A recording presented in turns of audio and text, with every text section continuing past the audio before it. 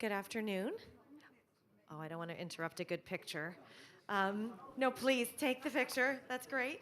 I just wanted to encourage everyone who's here to please take your seats so we can take flight on this important topic. All right, well, good afternoon, everyone, and welcome to the Rockefeller Foundation.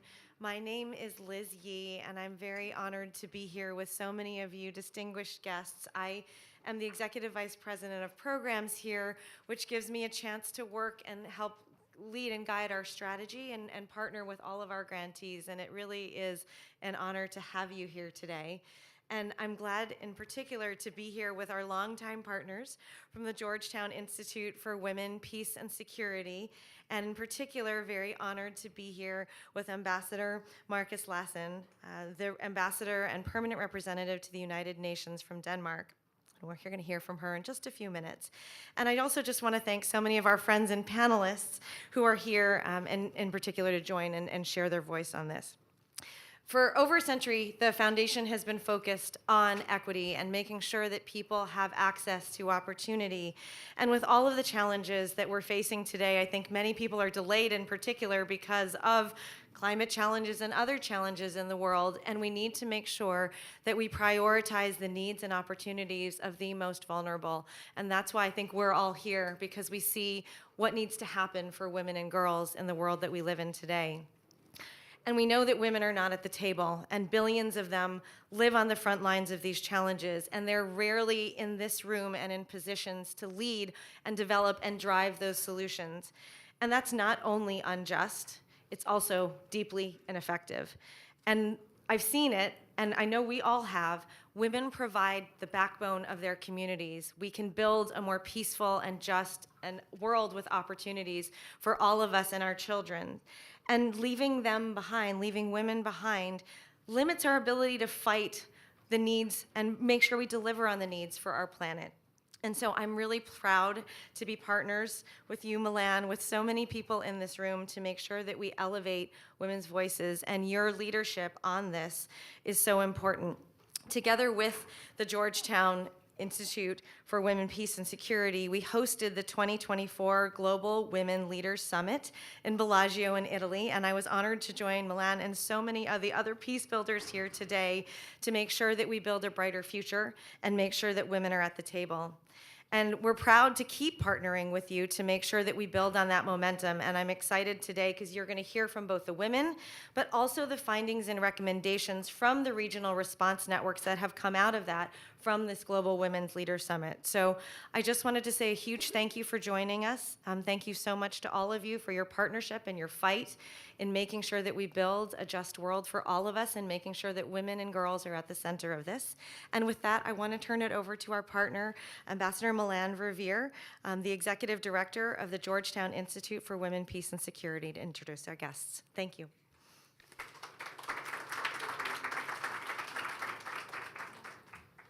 Well, let me add my welcome to all of you as well. It's a pleasure to have so many here in the room, but also to all of those who are joining us virtually. So our audience is around the globe in many ways. Liz, thank you for what Rockefeller Foundation really does every day to create a better world. We are all deeply in debt for the work that you do, and I know for so long you led the work and are still deeply engaged on climate change, and that too is a women, peace, and security issue. This program today is being held on the sidelines of the UN Security Council's Open Debate on Women, Peace, and Security, which will take place in a few days. And we aim to inform UN officials, representatives of the member states, policymakers, and everyone who is concerned about what we need to be doing, concerned about the work of peace builders the world over. And today we have several with us from Sudan, Ukraine, Afghanistan, and Yemen. They gathered at a Global Women Leaders Summit that Liz mentioned. It took place in June in collaboration with the Rockefeller Foundation. We were also joined at the time virtually by Women of the Sun, a Palestinian organization, their leaders, as well as Women Wage Peace of Israel and their leaders. working across the terrible divide in their societies with great courage to build a movement for peace there. We want to recognize their very difficult work and the work of women peace builders who are on the front lines all around the world, not just in the countries that are going to be represented here today. It is fitting that we gather at the Rockefeller Foundation, which has been committed to facilitating dialogue and elevating the voices of women who are engaged in conflict resolution and building peace. These voices are all too often marginalized in peace processes, and yet we know women influence peace processes when they have that opportunity. They bring issues to the table that frequently are overlooked. Justice, reconciliation, human rights, economic opportunity, and so much more. There is an evidence-based case that they are better at building trust across divided communities, ensuring that the needs of marginalized groups are represented, forging compromise, acting as honest brokers, and catalyzing public support for agreements reached. More than half of all peace processes are also accompanied on the ground by informal efforts, most of which are taking place by women's organizations. But they are often, more often than not, disconnected from the official talks. Many local efforts address the humanitarian and human security needs of all the people living in conflict areas, the very needs that have to be addressed for peace to become a reality. The local peace builders are brokering peace and building resilience against the spread of conflict. And as we approach the 25th anniversary of that framework that the Security Council adopted, recognizing the essential role women have to play in peace and security, not just because they are disproportionately impacted, but mainly because they are agents, leaders who can make a critical difference in peace and security. So this discussion could not be more timely. That 25th anniversary takes place next year. I hope we make greater progress than we have to date, because this resolution, 1325, and 9 additional resolutions that followed it have not yet fulfilled the promise of what that represents. So let's take forward what we hear today, what we learned from these extraordinary peace builders. Let's work to implement the Women, Peace, and Security agenda and connect that work with the peace builders who are doing so much hard work on the front lines. That is going to be our call to action for all of us here. And before we turn to them, we have a very special guest. Ambassador Marcus Lessen is the permanent representative, as you heard, of Denmark to the United Nations. Earlier, she served as the ambassador of her country to the United States. We miss her in Washington, but she is doing vital work here at the United Nations. She has had a long, demanding diplomatic career with many positions that are truly challenging in her foreign ministry. In June, Denmark was elected to a non-permanent seat on the Security Council. They will assume that seat in January for the 25-26 term. Denmark has a very strong commitment to gender equality with a focus on women, peace, and security and combating gender-based violence and conflict in humanitarian settings.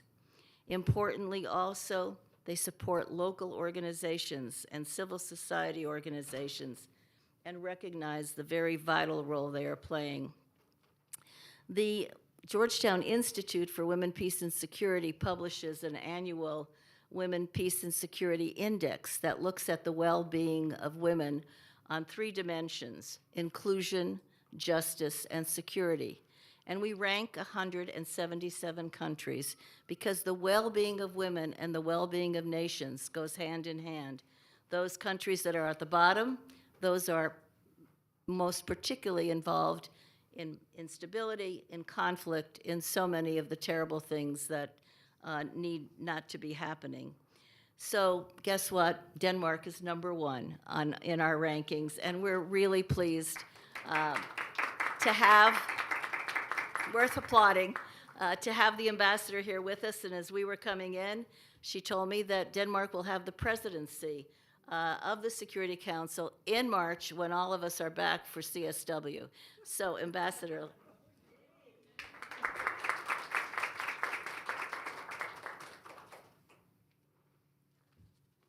Thank you so much, Ambassador Vivier, dear Milan, for that overwhelming introduction. Now I don't really know what to say because everything has been said. I couldn't do that. Such a beautiful public diplomacy from our own country, because Danes, of course, don't like to brag so much. But we are, in fact, #1 in that index, so very happy you reminded us all of that. And thank you so much for also inviting me here today. Thank you, Liz. Thank you to the Rockefeller Foundation. And, of course, a special greeting to all our women peacebuilders who we're really here to honor and who we all have to honor this special week here in New York, in the UN, when we, of course, have the annual debate on women, peace, and security, and which is, in addition to the International Law Week, I can tell there's also a lot of lawyers in town, but this group is much more fun, I'm sorry to say so. Sorry, I shouldn't have said that probably, but anyway, happy to be here. And I really didn't want to add so much to what Milan already said, other than, of course, we are all looking a bit back now when we are approaching the 25th anniversary of course, foundational resolution of 1321, the foundation of the whole WPS agenda. I think there has certainly been a lot of progress in those 25 years, but unfortunately, we also see we don't have to look very far around to realize that we still have a very long way to go. The core objectives of that resolution, and of course, there are several other resolutions since then, but if we look at the core objectives of 1325, has seen stalled progress and even what we could call agenda backsliding. So this is, of course, unfortunately, the conclusion we reach year after year at this time, but now we have one more year, as you said, Milan, to try to improve it before the anniversary next year. But we still see, of course, these core objectives of women peace builders or peace makers not really being present in all the forums where they have to be. And of course, we see the protection agenda still challenged. And this in spite of the fact of what you said exactly, it is evidence-based now, and we've had so much more great research on all of that over the last 25 years, also largely thanks to the Georgetown Institute and all the others who work on this agenda around the world. We know that the participation of women in peace building, peacemaking, and peacekeeping is essential to lasting peace and security. And it's also clear, of course, that inclusive peace processes are much more likely to produce sustainable results and that are responsive to, of course, a much more diverse set of needs. So I very much want to welcome today's focus on the local level peace building, which of course also is very important for the overall progress on the WPS agenda, and probably even more so today when sadly all the more sort of official peace process on the national levels just seem completely stalled almost everywhere. We see the local women and youth-led groups play an essential role in these informal peace efforts, but we also know that the struggle to gain influence, not least due to funding shortages, but also patriarchal norms and gender-based discrimination hamper all of that. And I wanted to just say that one of my, something that marked me very strong in my own career was that I was ambassador of Denmark to Syria when the Syrian uprising broke out. And that's really a time when I saw with my own eyes these women in the streets who were the most courageous, the most brave, and really the most active in the beginning of the Syrian revolution. But unfortunately, very quickly, I would say, many of them were sidelined exactly for those reasons I just mentioned. But the women were there, and of course we can cite so many other countries where we saw the women being extremely active, still not really getting that place around the table that they should have when it actually when these conflicts developed. Another point, of course, we've also heard of, we will, I'm sure, hear much more about it, and Milan also mentioned it. We also know now that women human rights defenders and peace builders continue to be exposed to sexual and gender-based violence, harassment, reprisals, threats, and intimidation, offline and now, of course, also online, maybe not something we had really thought so much about 25 years ago. We do believe there's much more attention about this problem today, but unfortunately we still see these numbers increase, and we have to continue emphasizing a zero tolerance for these actions, and of course continue to try to strengthen accountability mechanisms. So for Denmark, it's imperative that we do more to create a safe and enabling environment for all these groups we're talking about here today, not least by providing flexible funding for capacity building, participation, protection against reprisals, all the things we can do to really nurture an enabling environment for our women peacemakers and peace builders. And this, for us, I think we want to continue to support women's and feminist organizations on the ground and work to bring these voices on the ground to the international level. And as Milan was just saying, Denmark has now been elected to the UN Security Council. As of January 1st, we'll be on the council. This is the fifth time in history, and also it was 20 years ago last time, so only a few years after 1325 was adopted. But certainly this time as last time, women, peace and security is going to be one of our key priorities during our Security Council membership.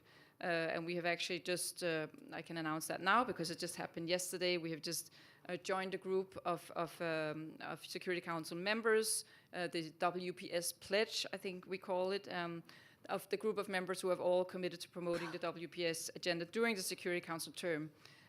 This WPS shared commitments holders. So we just officially have written that to Malta, who's in charge of this file right now, and we just received yesterday that we were accepted of this. And this is certainly something that will be very important for us during our term on the council. So we need input and help from all of you. We're talking about our presidency also already in March, but also to help making sure that we get the information that we need to, not just us, but of course all of the council members. I think it's fair to say that all of the elected members are, and some of the P5 also, but all of the elected members are very focused on this agenda. That's certainly something that has become very mainstream in a good way. And we need to have the information and input from all of you to what we can do on the council, all your good ideas for how we can continue bringing attention to this agenda. So I count on you. I unfortunately have to sneak out very quickly, but I'll just inspire you all to attack my colleague Catherine, who's right here. She's the one with the green Danish whatever keychain around the neck. To just also give her your cards and see what we could do together. So thanks a lot for inviting me here today, and look forward to seeing you all also in March. Thank you.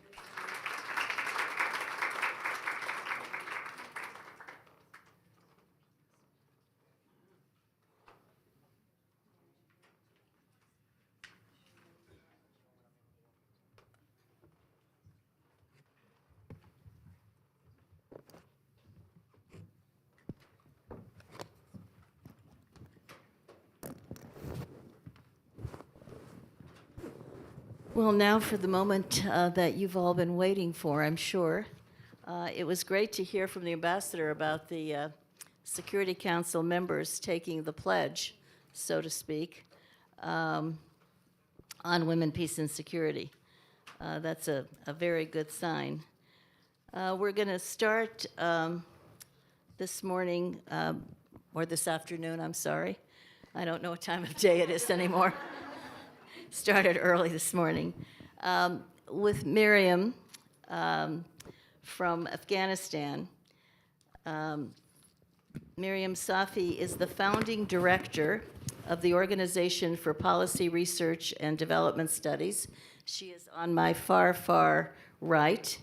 It was established in Afghanistan a decade ago with the aim of building democratic governance through research, capacity building, and networking. She has also been committed to advancing the role of civil society in peace processes. She taught at the American University of Afghanistan and has been a leading voice on behalf of women's progress in her country. The situation today, I think we all know what's been happening to the women under the Taliban. They've basically striven to erase them, certainly their rights. I think it's fair to describe what's happening there as gender apartheid. Women have been stripped of the right to go to school. You can't go above the 7th grade. Right to work, right to occupy public spaces. Every measure of their lives is regulated in some way, including how they dress. And I don't know, maybe you heard that at the United Nations last week, during hearings on Afghanistan, Meryl Streep, it was a side event. Meryl Streep was one of the participants, and she said that a cat in Afghanistan has more freedom and more rights than a woman does today, because a cat can go out in a public space, be in the sun, run around. None of that is anything a woman or a girl can do in Afghanistan today. So it's a really horrific situation. And I know that, Miriam, you have more up-to-date information about what's happening. The Taliban have issued some 100 edicts of proscriptions against women, and since have codified them, making it that much harder, and their intention is to truly enforce them significantly. So, Miriam, why don't you tell us what is happening, but most importantly, what we can do, both to support the women inside Afghanistan and many like yourself who've had to go into exile, to continue what has been the aspiration for so long now. Thank you very much. First of all, I'd like to thank the Rockefeller Foundation and the Georgetown Institute for Women, Peace and Security for holding this incredibly important and timely event. Last night, Ms. Roya Sadat, who's a documentary filmmaker, showcased her most recent film that was on the 4 women who were a part of the Afghan negotiating team. And we were watching this yesterday, and I've avoided watching documentaries on Afghanistan. It's incredibly difficult. And I was watching it, and it was like a nightmare, and you know how it ends. So it's a nightmare that you know ends in catastrophe, and you're watching it before you unfold. And at the end of that film, I just realized for us that are outside, there is distance from that nightmare. But for those that are inside of Afghanistan, they have never woken from that nightmare.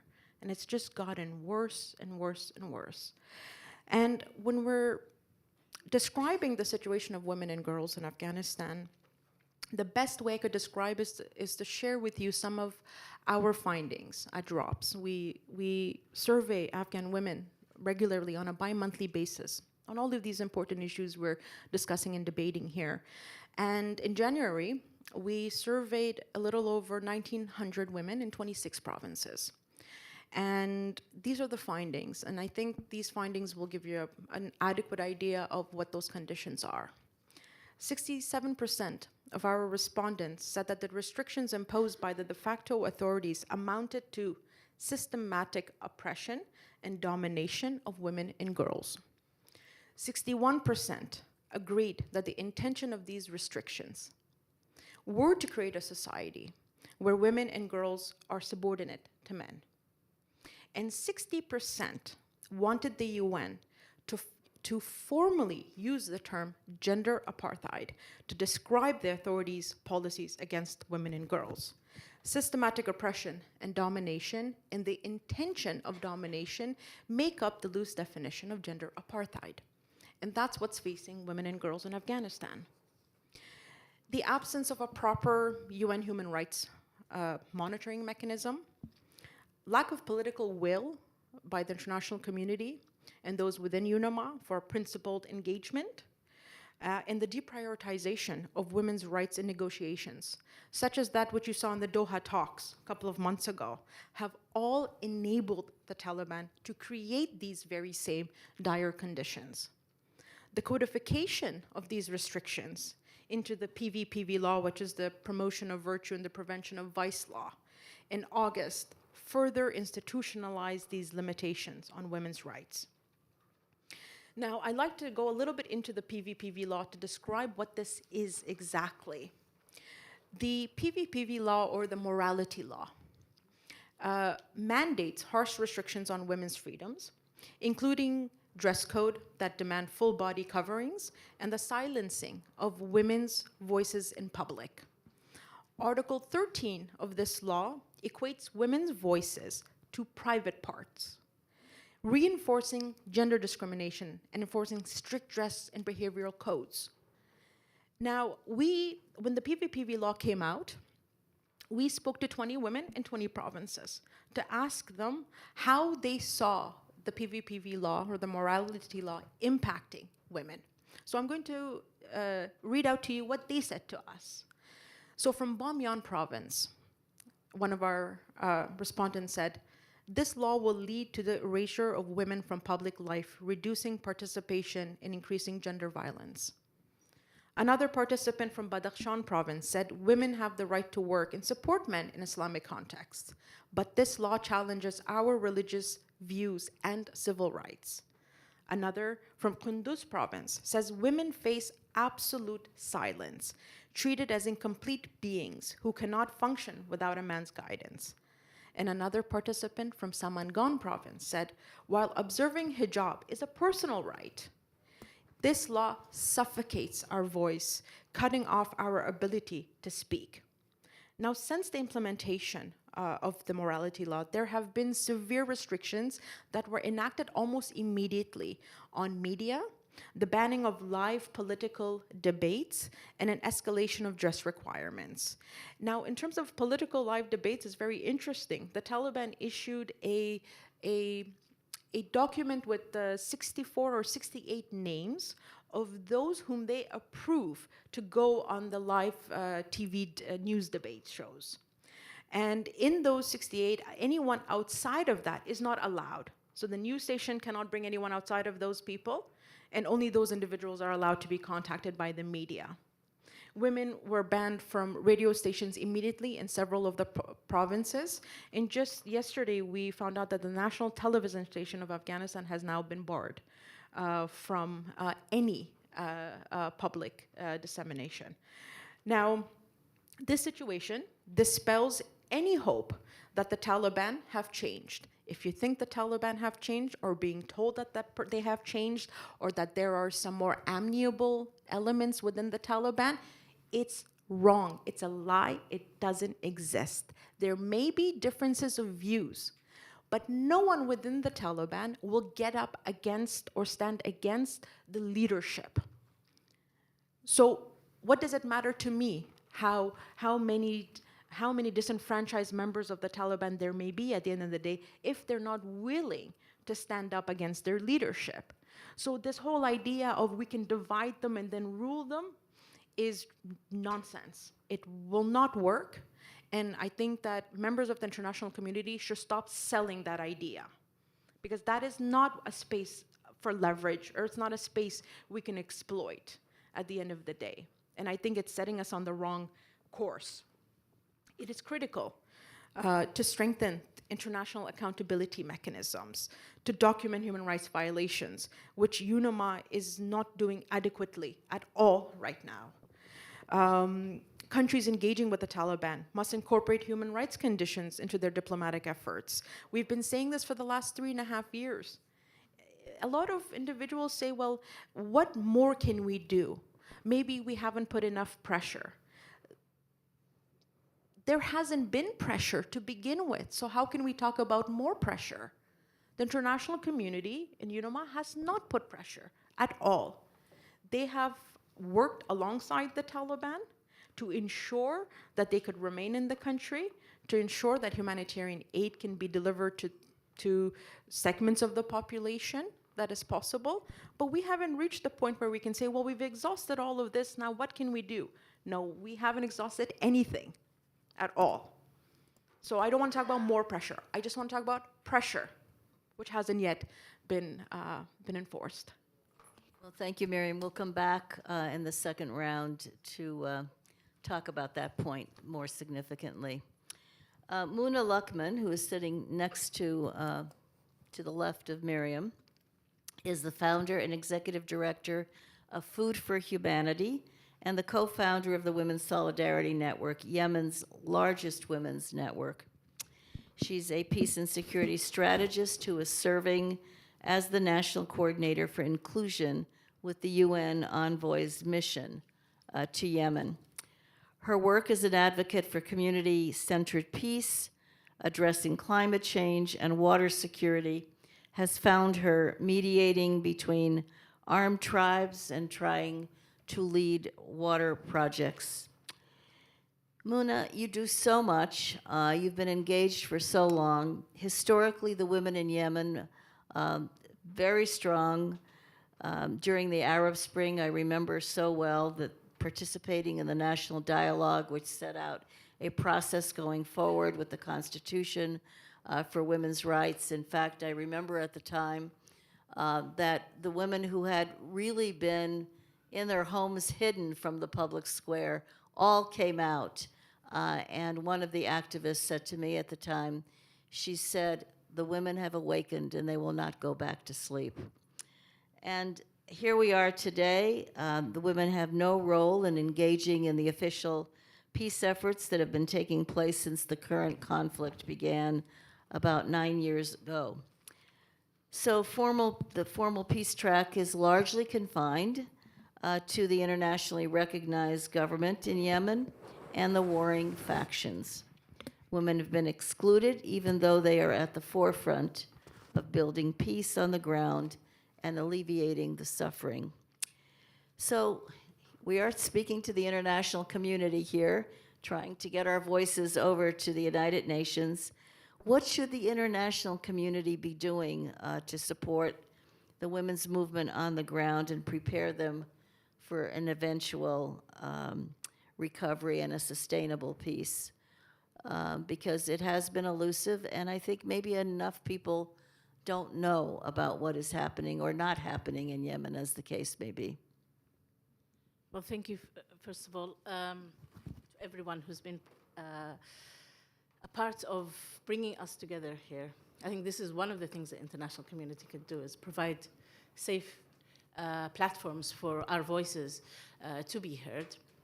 I think that for Yemen, first of all, historically, let me just give you a quick background of the vital roles that maybe our ancestors had, first of all.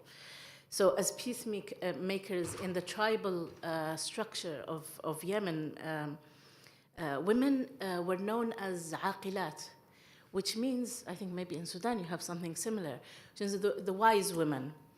And so these wise women, and also there was another name called Sit, but wise women, aqilat, mediated disputes hundreds of years ago, not just now, way long before 1325. And they traditionally mediated over conflicts over land, disputes, resources, family disputes, often preventing a lot of escalation and violence through their trusted roles in the community. Additionally, women in the rural areas, and this is an area which really needs to be focused on, played key roles in providing resources. And I'm seeing this right now as well, because in Yemen, we don't really have displacement camps. We have hosting communities.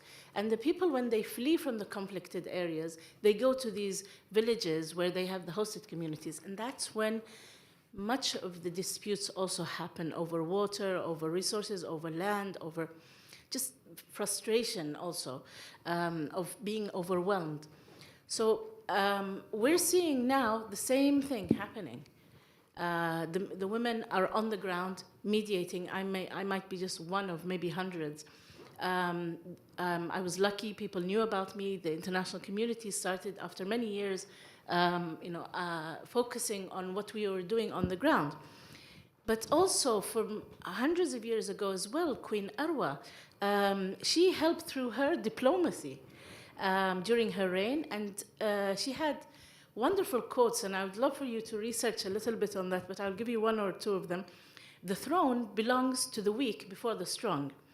And Queen Arwa believed that a ruler should protect the people and care for all, especially those who are most vulnerable. And she also said strength lies in unity, not division. Her reign was marked by efforts of unifying the tribes in Yemen and the factions. Now, currently, Yemen is facing multiple crises.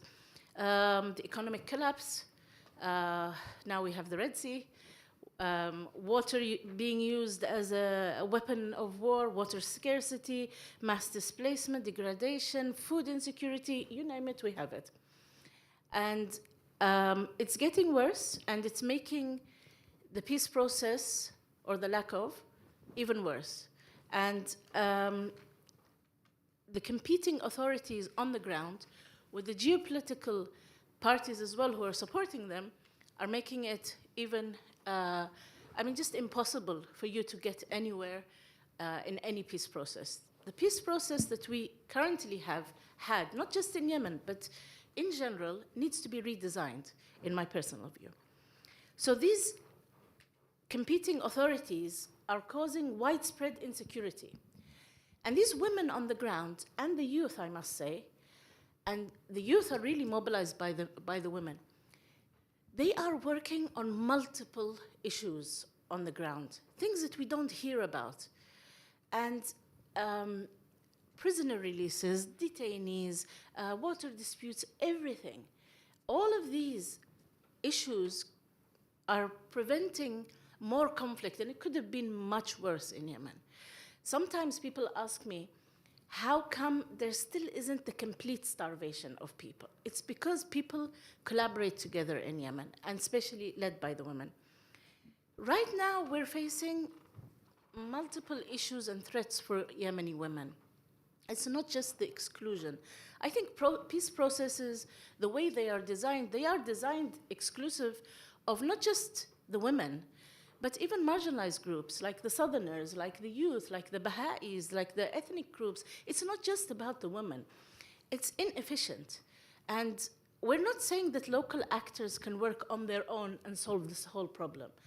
But we are advocating for multi-stakeholder approaches that can really include the voices of the people on the ground.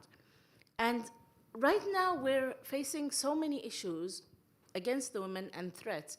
And it's really because nobody really recognized the work of the women on the ground. And so they became targeted by all the warring groups. So the warring groups in Yemen, they have disagreed on everything, but they've agreed against us. So they have one thing in common, that we don't want the women. And so now it's getting worse, and it's because the international community really didn't listen. And I would say that this should be one of our major takeaways. They listen to the local actors. Because what we are seeing now, escalation in the Red Sea, threats against Yemeni women and men, we have women for the first time in prisons, in Houthi-controlled areas. We've never had that. You could do anything in Yemen, but you never attack a woman, even verbally. It was a red line. It was a tribal taboo. And now we have our colleagues for months now inside prisons, and even international staffers and humanitarian workers and UN workers have all been detained. And I hope that through this platform, we can also make some international pressure to release all of them.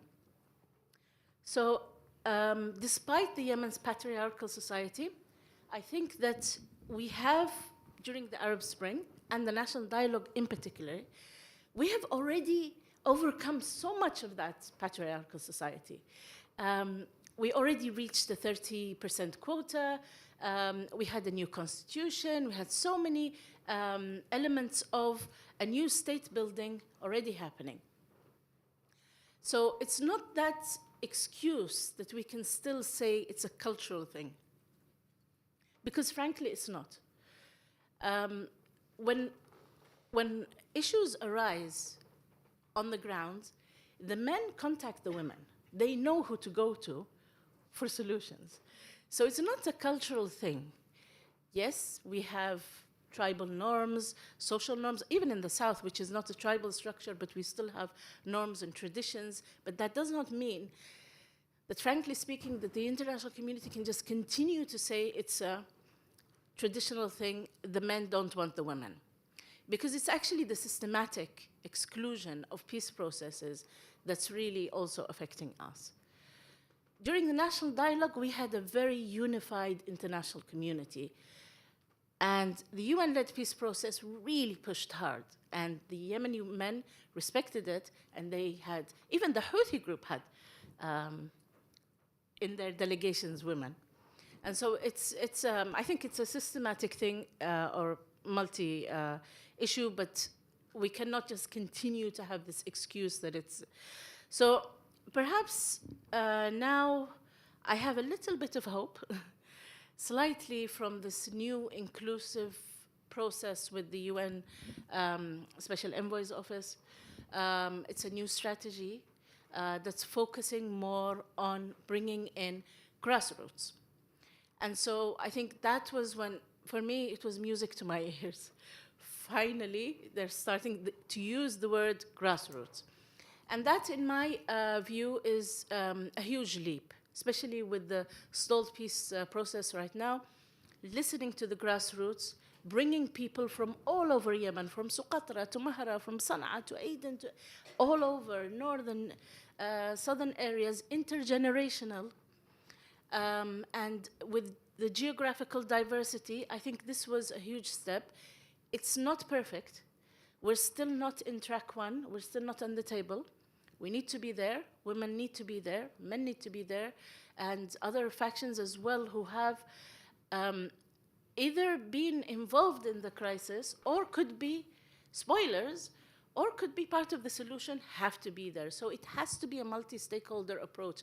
This approach of having two warring parties and a battlefield is old school. It's not working with us.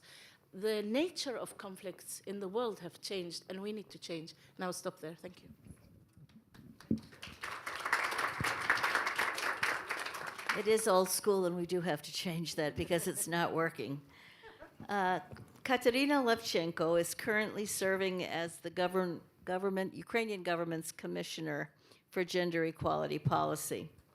Among her responsibilities, she's charged with overseeing the implementation of Women, Peace, and Security framework, which is obviously critical today in the midst of the war caused by Russia's aggression against Ukraine. Earlier, she founded and served as the president of the NGO Women's Rights Center La Strada, and she also served in the parliament of Ukraine and authored many pieces of legislation to advance gender equality. As she will no doubt tell you, she's a government official today, but her heart is in civil society. She has spent the bulk of her career in civil society and works closely with civil society in Ukraine.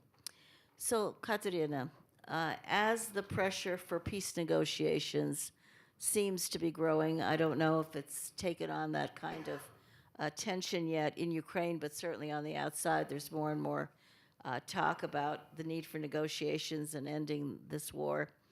How do you see women's engagement in any potential peace process?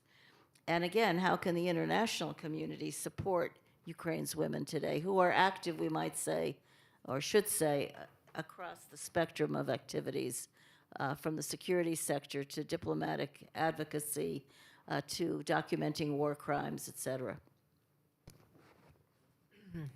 Thank you, Milan.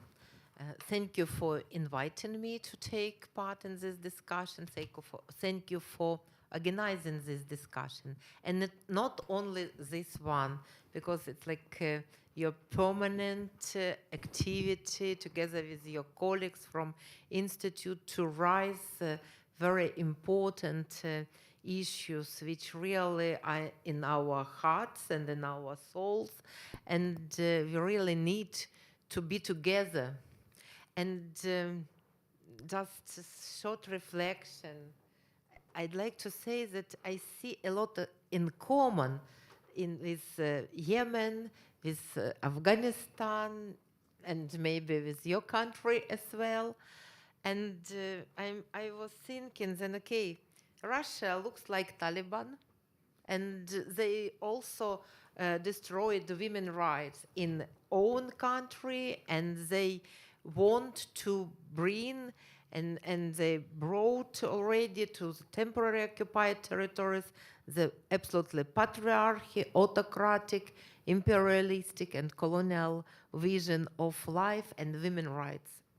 And we have also a lot in common with Yemen when you were talking about multiple threats. I was thinking that, okay, in Ukraine we also have a society, multiple threats, not only air raid and alerts and attacks, just several figures. From the beginning of full-scale war, we have 34,000 air raids, 34,000, 2.5 years. And Russian invaders have used around 10,000 missiles attack and around 15,000 drones attacks against Ukraine. So I mean, we are under everyday shelling and under everyday pressure. But not only this situation is really like makes pressures, but also energy problem, economical problem, ecological issues, security, if speak about access to water, access to food. So, I mean, really multiple threats. And it is reality, and we really have to make a strong response. And I see such response in a strong position of government. For Ukrainian government, gender equality and women's rights issues are among priorities. And it is very important, and it really makes difference if speak about in your countries. And we were received a lot of questions from different sides. Do you consider during the full-scale invasion, is gender equality still among priorities? Yes, it is still among priorities. And coordination of this policy is on the shoulders of a very strong woman, our Deputy Prime Minister on European and Euro-Atlantic integration, Olga Stefanishina. We also see our strong point in close cooperation with civil society, and we have in Ukraine very strong and vibrant civil society, a lot of strong women-led and women rights and feministic organizations with their initiatives, with their watchdogs portfolio, with their readiness to cooperate with government and to implement policy together. And it is about our approaches on developing and implementing national action plans on women, peace and security. We already have 2 plans, and the second will be expired at the end of 2025. And together with Ukrainian Women Fund, we have representatives, director of these organizations, Olesa Bondar. We will start the process of developing, we government will start the process of developing the new action plan, the 3rd one. And what is important, it is like voice of women. We have to reflect holistic approach to security in our 3rd national action plan. Security not only as absence of war, not only as our vision of sustainable peace, but also as other types of security, including security in cyberspace and ecology and other things. And if you ask, is it easy for women to survive in contemporary Ukraine? No, it's not easy, because it's not easy for everybody. And but nevertheless, women are very active in all areas. We do not have restriction for women to serve in armed forces, for example. And today we have more than 60,000 Ukrainian women who are in armed forces, and they are defenders today.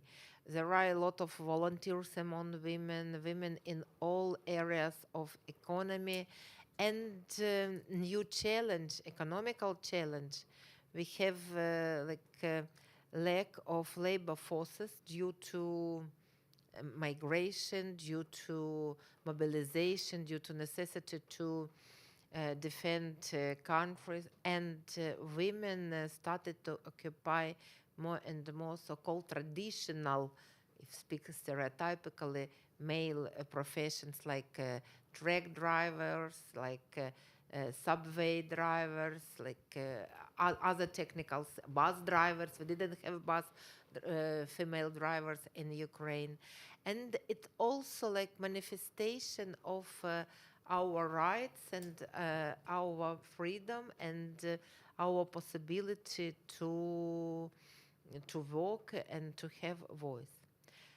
One more point, which is very important, and we partly touched this topic during morning discussion about negotiation and mediation, and I responded that we do not think about mediation at the moment.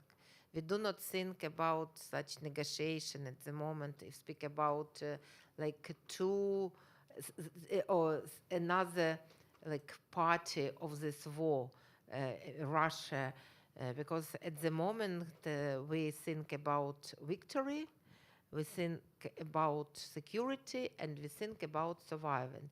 And of course, it is important for us to have a group of strong women who will be ready for such negotiations with the other side. But it looks like it's not time to start this discussion. Maybe I'm mistaken, and it's better to ask women from different spheres. But I know from my close cooperation and communication with a lot of women activists, with civil society, it can be one more trauma. It can be one more pain for us. And it's necessary to receive a lot of trainings and develop personal skills for being involved in such process. And even without discussing any political issues, it's important to be prepared psychologically. And I think it also can be included in our third national action plan, how we can strengthen this female track in further negotiation process. And about international community, who does support us? Ukraine survives because of support of international community. For us, it's really very important, and we have strong support of our neighbor countries. We have strong support from USA, from European Union countries, from countries from different parts of the world. And in regards of this topic, I'd like again raise issue about feminism and militarism and militarization. I was talking yesterday during a plenary session on Women, Peace and Security focal point meeting, and during panel breakdown session about importance to have military support for our countries, because without this support we will not be able to participate in this meeting. Just because I have more figures, but can you imagine the 34,000 times when we hear these sirens in our cities, in our towns, and we under pressure that these concrete missiles or drone can just target your residential area. And if you look at figures of infrastructure objects destroyed by Russia, more than half of them are civilian. More than half, more than 60% of them are civilians. So, and it means that we really need to have this permanent support from international community, military, political, psychological, and human support, and which really help us to survive. Thank you. So Hala Al-Karib is a Sudanese women's rights activist. She is the regional director of the Strategic Initiative for Women in the Horn of Africa, which works to strengthen the capacities of women's rights organizations, address violence against women, and the subordination of women. She's also the editorial head of a journal, Women in Islam, that focuses on gender relations and women's rights in Muslim communities. She's a very long history of achievement in these spaces, but suffice this to say, does really incredibly important work. And Sudan today is in the midst of a horrific war. We know the situation in Sudan, probably as we're sitting here, is taking an even bigger toll. Sexual violence, and in particular, rape is being used as a weapon of war, and we all remember what happened in Darfur years ago. Well, it's repeating itself today. So, Hala, what more should the international community be doing? It seems like we're doing very little. We need also, I think, and I want to hear from you on this, to strengthen the justice systems and hold perpetrators accountable once and for all. Thank you very much, and I really appreciate the invitations and the opportunity to join this panel and share our position on what's happening in this world, at least from a feminist and from a women perspective, something that we typically don't have the space to do. As women activists and at the front line and making decisions on, communities' peace and security, when things get serious, we are typically not invited. Ambassador, you know the story. But we are, always our expertise is, desired, it's okay to have conversation with us behind closed doors, but to acknowledge our expertise and our capacity, in the public sphere, around the table, give us seats, that does not happen. And I think, just listening to the colleagues before me, unless there is a serious shift in terms of how we approach conflicts and how we approach, situation of wars, and, Mune spoke about the need of inclusivity. I think we are going to be stuck, in this dilemma, which is, it breaks my heart when I'm hearing you speaking about the 25th anniversary of 1325, and here where we are at this point. Before I start, I would like to acknowledge some of my colleagues here who came to listen to me, who, Tahani, if you raise your hand, Tahani is sitting here with us, and her nieces, 4 of her nieces, she doesn't know where they are at the moment. Her village is subjected to a brutal attack, by the RSF, and we are all very concerned about, the prevalence of sexual violence that is happening, and this is something that has been happening, against women and girls from the beginning of the war. Sudan is one of the worst, humanitarian and human rights situations, in my view, that's currently happening in the world. But it's also one of the most neglected crises that nobody even try to understand what's going on. We don't have a civil war in Sudan. What we have is a proxy war. We have actors who are actually, using our bodies as civilians, for their own interests, which is quite scary, that this can happen so easily, that civilians can get killed and brutalized the way it happens. And it's honestly, Ambassador, it speaks to the international systems that allows the killing of civilians. And I'm listening to you, how many times you have been bombarded. It's happening to us regularly. Sudanese people, they did not carry arms and decided to fight each other. That did not happen. It is a militarized groups who were in control of governments, and they were serving as proxies for multiple actors within the regions who are using our bodies. It's years and years of impunity that has been happening, where perpetrators were allowed to get away, in Darfur. And I'm glad you have mentioned Darfur. Over 20 years, the Janjaweed or the RSF who served with al-Bashir, that, we fought very hard as women against his regime.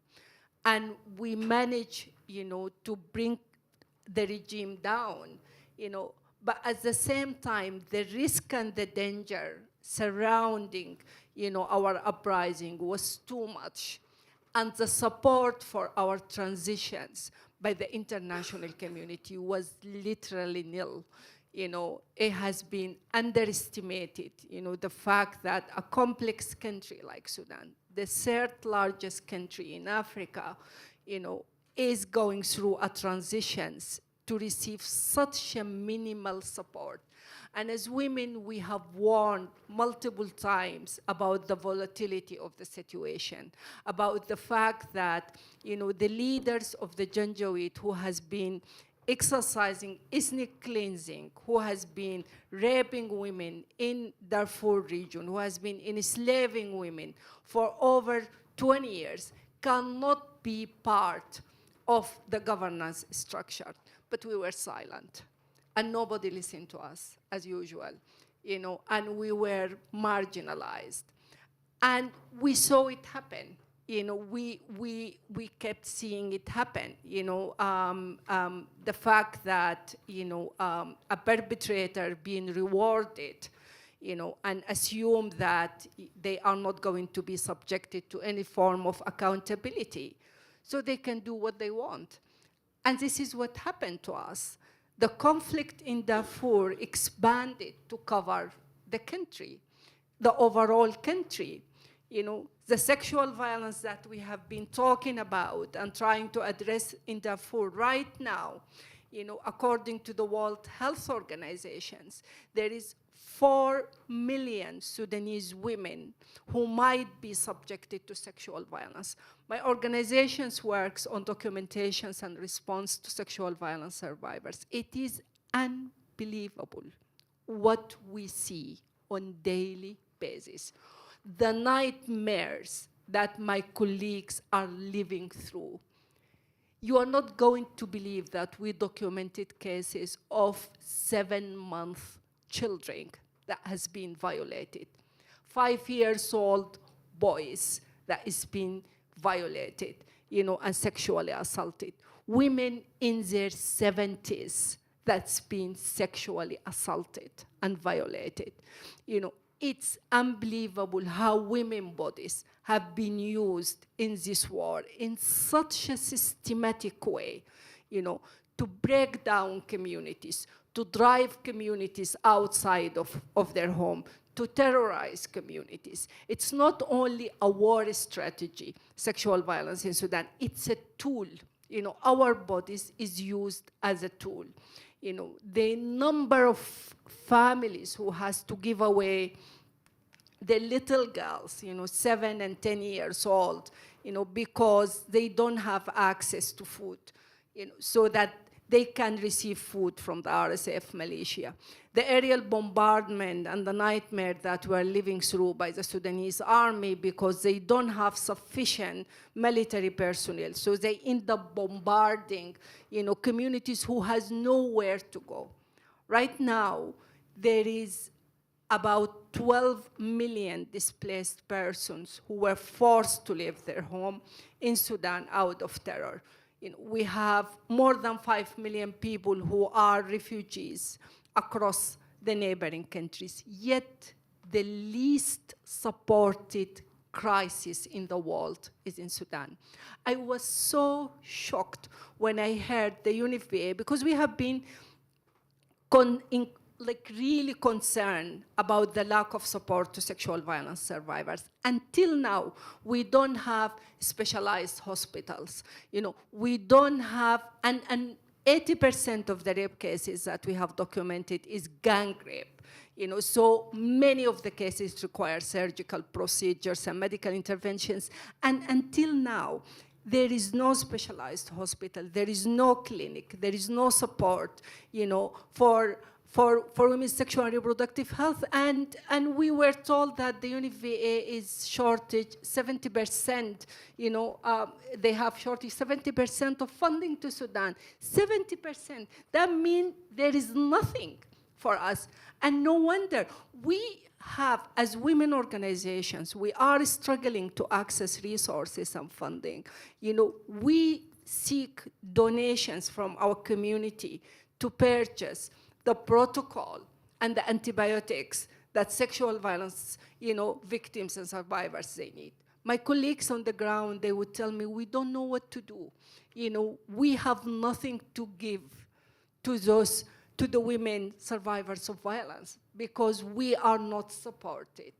Access to food is a big challenge. Civilian protection is a massive challenge. The crisis in Sudan, despite the fact we have 12 million IDPs, it's hosted by, they are hosted by the local communities. It's the local community who's bearing the burden. People are taking shelters in schools, in public spaces, and it's such a miserable situations. We struggle with all kinds of diseases. One of our frontline worker, and she's a physician, and she was just telling me a few days ago that I cannot stay in that place anymore. The number of sexual violence survivors that I'm seeing every day, she said 70% of them, they have syphilis, and other sexual transmitted diseases. All this issue, the lack of protections, the horrific lack of access to humanitarian aid, and still, what's happening in Sudan, the crisis in Sudan, the atrocities in Sudan is not being taken seriously until now. There is definitely steps that has taken by the US government, the sanctions, the individual sanction that was imposed on those who are, driving the conflicts. I think it's something that we highly welcome and we appreciate, but we need much more for this bloodbath to stop, much more. So painful. And ironically, it was the women who years ago overthrew the dictator Bashir, and everyone was celebrating this spirit of democracy in Sudan with the promise that it was going to lead to a civilian government. And just think where they are today. I have another round of questions, but I'm going to go to all of you in the interest of time, and I know that you probably have issues you want to raise with this panel. So why don't we do that? Who has a question? Go ahead, back there. Is there a microphone, or it's coming around for you?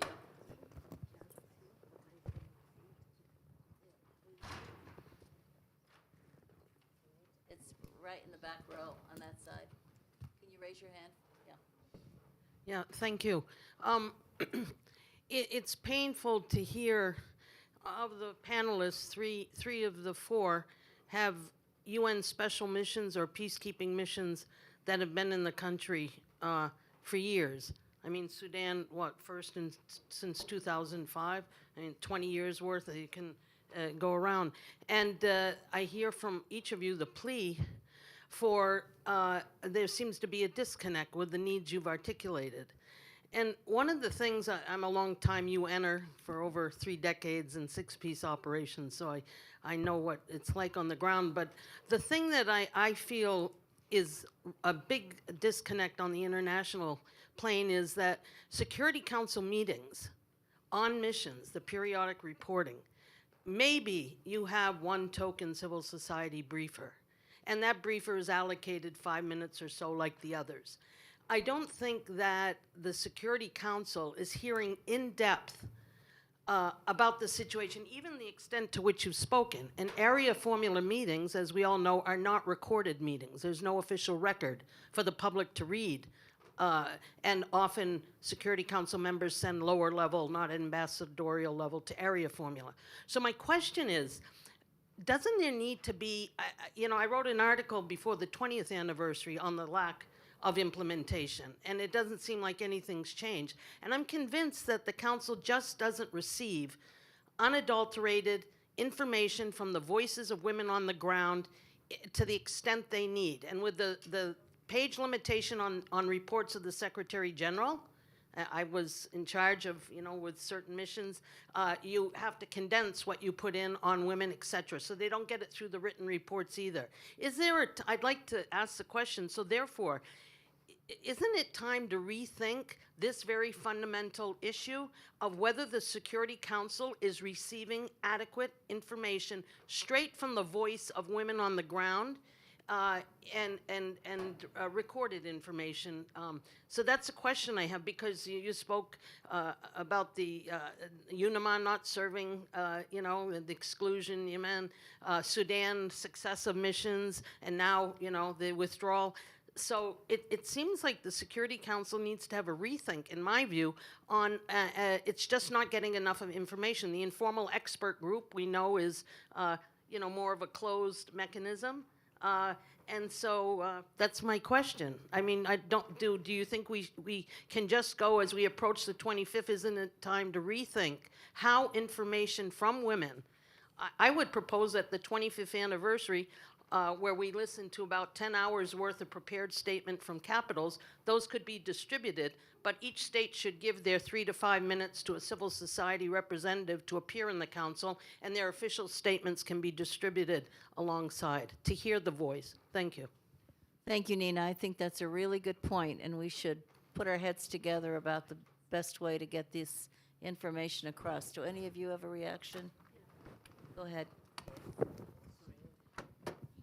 Thank you, Nina. I just wanted to say that I agree with you.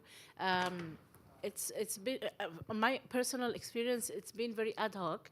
So if you do have a relationship or some sort of opportunity to get through one of the missions, and we have been able to send many messages.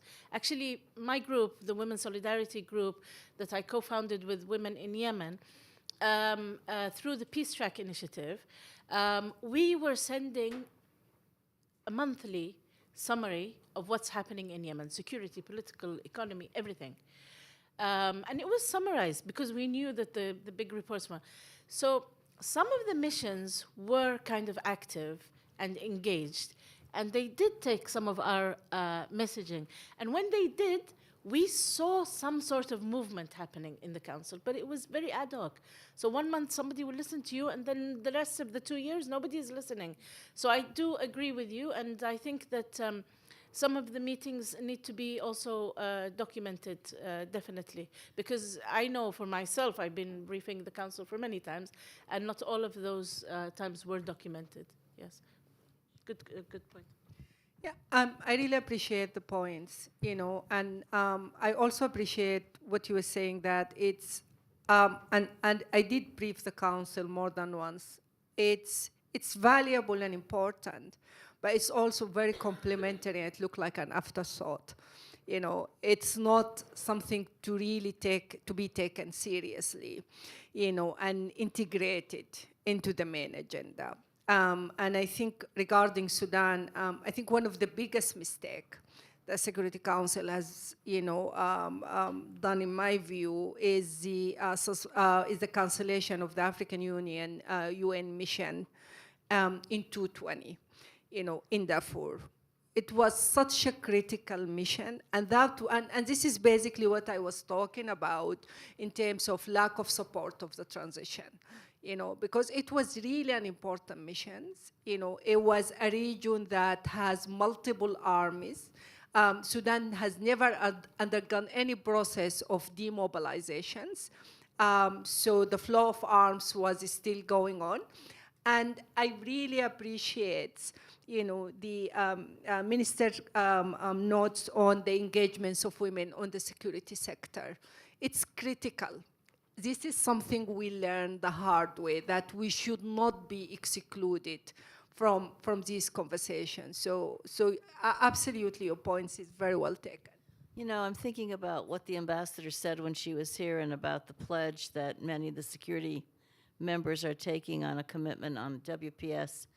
Maybe this should be factored into potential actions.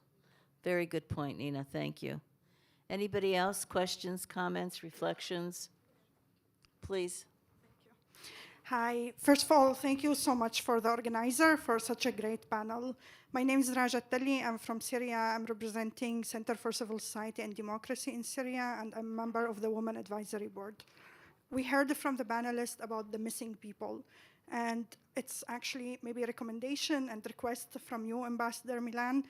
It's very essential to include the detainees issue and missing people as a vital element of the women, peace, and security. In Syria, more than 25% of Syrian people is suffering from the issue of missing people. So the detainees in Syria by the Syrian regime have been actually like a broken heart even before the Syrian revolution in 2011. My colleague here is survivor of detention in Syria, and we still have so many people who are not, we cannot call them survivors. They are missing, their family is still waiting their news, and many of them, they are still under torture and in detention.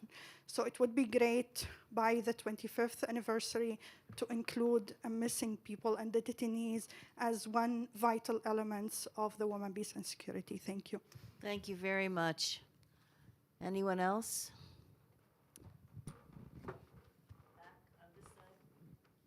Not a question. I just wanted to say quickly, you're all wonderful, and we're lucky to have you here. You're all wonderful. Thank you for coming.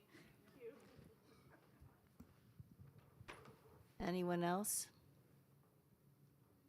Well, let me ask, back here on this side. Hi, how are you? My name is Nabal Gebremedhin, and I'm from Tigray. I'm the president of United Women of the Horn, and Sudan means a lot to me. I was born in Sudan, so very, very, very important to me.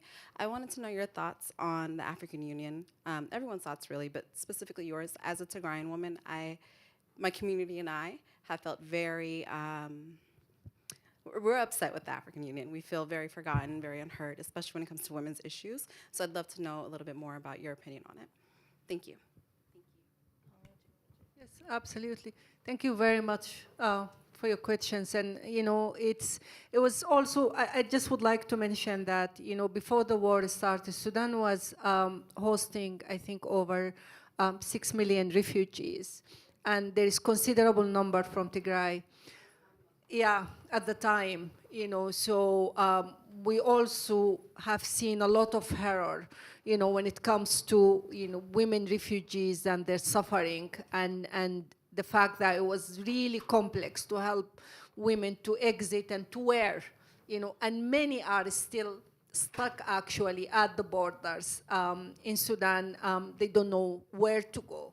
So, I think it's an important question regarding the African Union and the role they are currently playing, I would say that it's far from what we are expecting. I think we are still expecting much more from them. I think the panel of experts that was appointed by the Peace and Security Council, they couldn't deliver as we think they should be, responding to the questions around Sudan. And I'm just going to be very honest with you. I think there is an issue of leadership, but I don't think we can afford giving up on the African Union. I think we should continue to exert pressure and to work with the AU as much as we can. And this is what we are trying to do, is, we are really trying to pressure the AU and to speak to them as much as we can. Yeah, I hope that answers your question. I remember during the Tigray debate in the Security Council, I won't say which ambassador, whose country was a member of the council at the time, said how difficult it was to get into the resolution the sexual violence piece, that many of the members struggled to strengthen it, and it was constantly being watered down. So, these are the kinds of things I think we've really got to emphasize and bump up. But we're out of time, but we're not out of time for all the work we have to do ahead.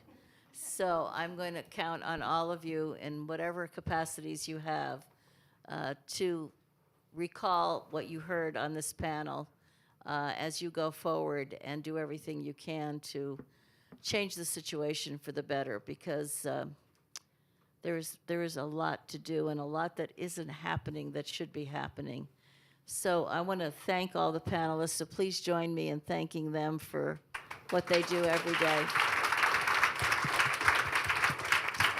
And there are refreshments and some snacks and lots of solidarity when you go outside, and please spend some time together, because that's where a lot of the good work happens. It's in talking to each other and understanding what could be done. So thank you all.